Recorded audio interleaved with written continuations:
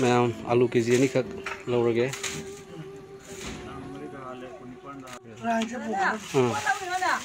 KG अनी लौ आलू KG अनी मरुम चंगनी उठाव उठाव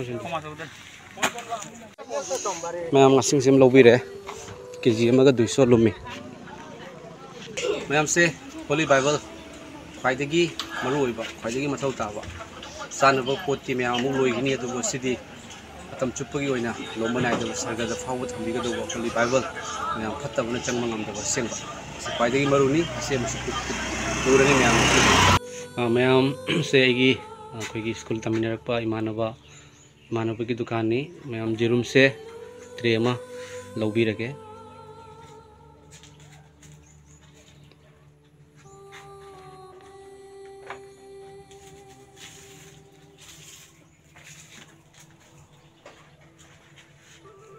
मैम से जेरुम की ट्रे से अमा लौबिरे अदगी मसूरी दाल से मैम केजी अनी अदगी अचथाव लीटर अमा अदगी दी टाटा की थुम पैकेट से अनी लौबिरे मैम अदगी दी जीरा असूबा मोरक असूबा जाइंहंग लौरे अदुगा तन पैकेट अमसु लौबिरे मैम से दुकान से आइगी मरुप की दुकान नि मैम स्कूल तमिनरिंग मतमदगी अंगांग ओइरिंगदगी स्कूल तमिनरकपा सिबा मरुपनी अदुगा हंदक अखोई इचे अनी खक्की मतेंग पांगिबदो मैम अदुदा मरुपसिना कापुंगस्ता मागी गाड़ी न तौरगा चटपने बेट लौरकपगी अदो अदुगी भाड़ा सुमाना लौबिदे मानसु मतेंग पांगबी मैम सिनी अखोइना तौजरिबसी पैसा यामना लई हाइबगी नचते अदुबु यामना अवाबा तारबसिंगदा खितंग ओइरगसु मतेंग पांगजरगा अखोइगी अवाबा खितंग कोक्सेनबगी हाइना तौजबनी अदुगा मैम मथंगदसु अखोइ अवाबा तारबसिंगदा सोइदना मतेंग पांगजगनी अदुगा मतेंग पांगबिरकपा सेलगी ओइना मतेंग पांगबिरकपा इचिलनाव इचेचलसिंगबु थमोइदगी हाइनिंगाइ लेतना थागतचरी अदुगा यंगबिरिबा कनागुम्बना करिगुम्बा अदोमदा यामना अवाबा मायोकनबिबा तारगदी अखोइगी थबक सु नोमनबगी लेतबा अवाबा तारगदी एंगोंदा कांटेक्ट तौबिरो अखोइना ngamjaba खरा दु मतेंग पांगजगे मैम दुकानदगी पोट लौबसे लोइरे सिदा चेंग बोरा से लेरे सिगना अखोइगी ngasu आलू चिरुमसु थमे मैम दुदी ma'am अखोइ मयुमदा चटनबा तौरगे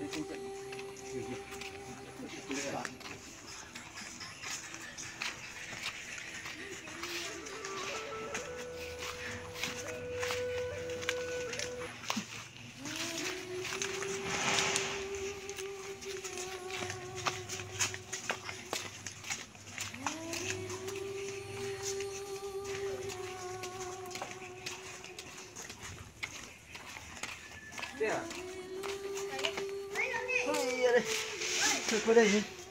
Sako bagi. Sako bagi. Bukan sampai cengui. Bisa sekian. Itu lah ini. Sek. Cengui nama nula. Pot itu dari gari.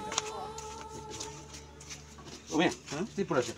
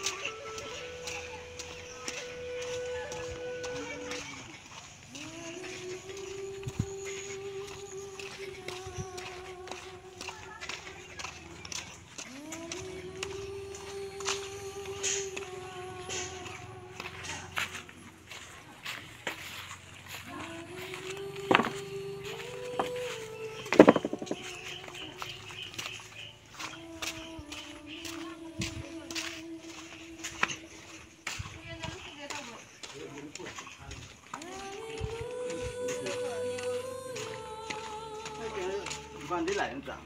Đi lại. Mana pusing aja? Asal sudah mulai. Sudah. Is, mayang ini nama timpang. Itu. Ini yang penting begini. Ini.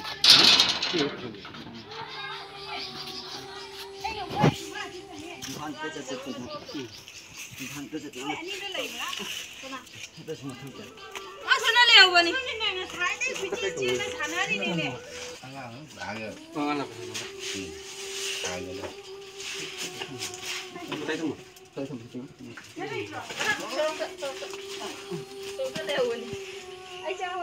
Mai cakap apa?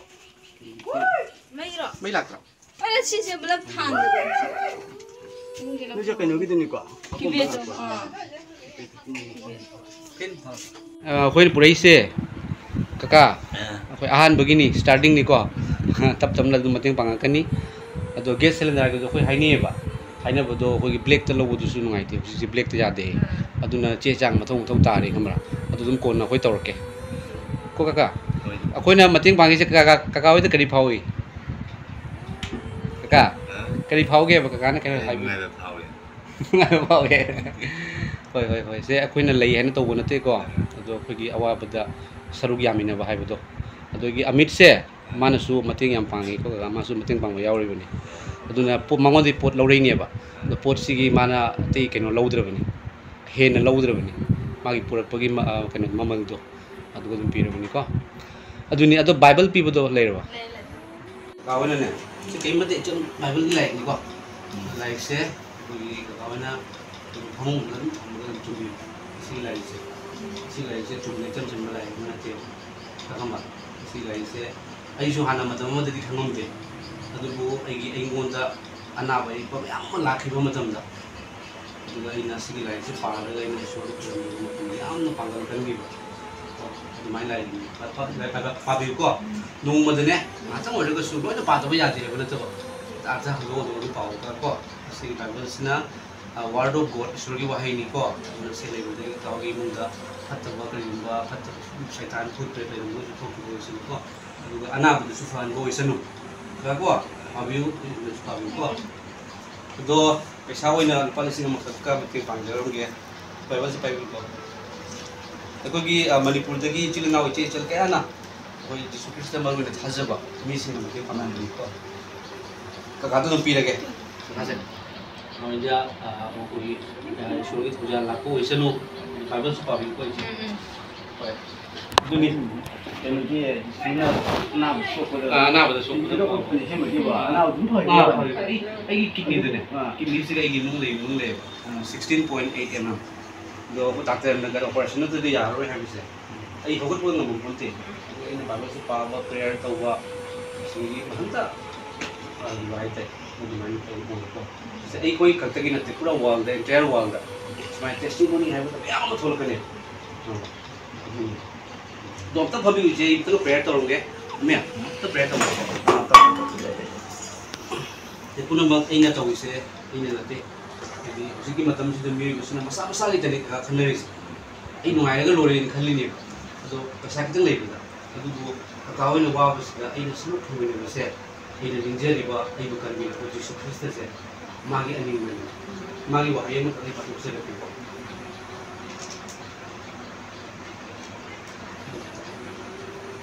Semai hai sih kakak, look hai belai itu Bible dah. Pada ohungi pada terama tu itu semai na hai. Amasung mahat na mekoi itu kumlei, mahat na hai di Yesus na kumlei ko. Yesus na mekoi itu kumlei, furit ani lei mahat adu na. Ilai lei taba mahat adu dah khai senu hai, khai bai di kumlei. Ani le di ama piu hai bani aduga cha na ba le ba mahak aduna su adugum na taw sanu to le di chami ngau je na mi phaja wai da tam phaja ba pha ba di Kalau sedikit hai tu ni nama jangan jangan hau wahan tu khang dengan lai ai dai da taw Channel ni nama. kina bani to di khak law na shi ba ma tam di mai thang ma sa ni Esok su na te pu si ai se ka masi ina khoina ami do khoi lak ba ka ka wai ne kita ma su harau bu ngai ba phau je ni se asi ne ba sa ga gi lan nai se kami asing mana ko asing lu wari ni aja ni short aja rake ka energi ko ichi ke nama susu na funny si Bible se pira bani ko se asi pabiu asi dagi jisu siaga phumuga hunu sibu numite hinda ke mase adu magi mingda utuk to balai ko ni dharma hudu koi wai na te na bula mak fai thajabado I biu ko ana thajabo ko le bido Jesus Christ ta pabiu dise ke amin se biu ka ko thada cheri pa